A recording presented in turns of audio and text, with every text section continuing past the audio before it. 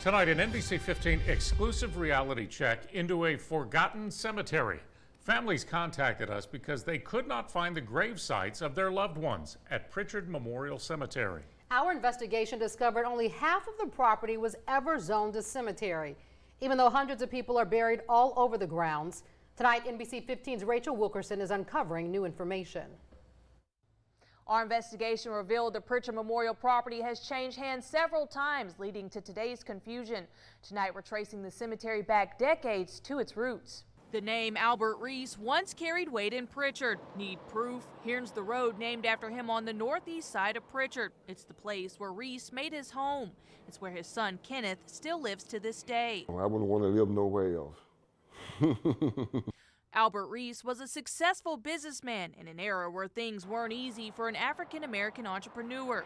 He established REESE Funeral Home in 1974, a business which still bears his name, although it's no longer in the family. REESE had plans, big plans. He asked the city of Prichard to allow him to start Prichard Memorial Cemetery on a plot of land off Stile Avenue. It was for people who really didn't have a whole lot of money to pay for the expensive grave spaces.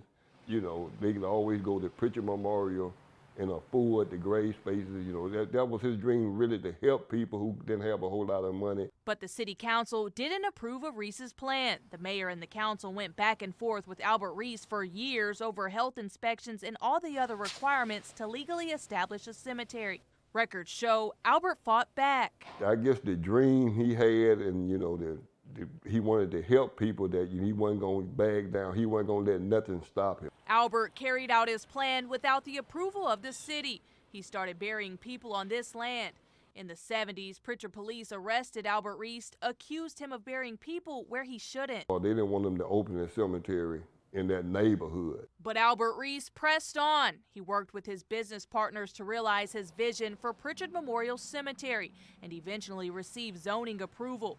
KENNETH REESE, Albert's son, worked for years as a gravedigger there. When the cemetery was first opened, we was buried in the back of the cemetery. Today, hundreds of people are buried at Prichard Memorial. An NBC 15 investigation discovered only half of this land was ever zoned for a cemetery, Section 3 on this map. I could never remember digging a grave like in the front of the cemetery.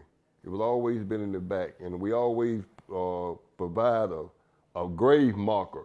Today, these front two sections of the property contain dozens of graves in areas not zoned as a cemetery. Partial 1 and 2, I don't know anything about that. The city of Prichard has temporarily stopped all burials at Prichard Memorial Cemetery while it tries to figure out who is responsible for all these graves. Well, I just don't want people to just think that he was really, that don't know him, that he really was a bad man trying to, rip people off, but, that's not, he wasn't that type of man. He just was trying to get something started. He was just trying to get something started to help people. The legal part of the cemetery doesn't have a clear owner these days. We're still working to find out who's responsible, but we do know Section 1 of Prichard Memorial, not zoned for a cemetery, was purchased this year by New Birth Community Church in a tax sale. Its pastor is Cedric McMillan. Earlier this year, McMillan's church bought this property on the same block as Prichard Memorial. That's where Heritage Memorial Cemetery sits today. Just like REESE, McMillan too went through the city, thought he had it all worked out, started burying people, and wound up facing city citations. McMillan was convicted in city court just last month and still faces criminal charges for abuse of a corpse. In the Prichard Memorial situation, neither McMillan nor his church is accused of any wrongdoing. Kim and Greg.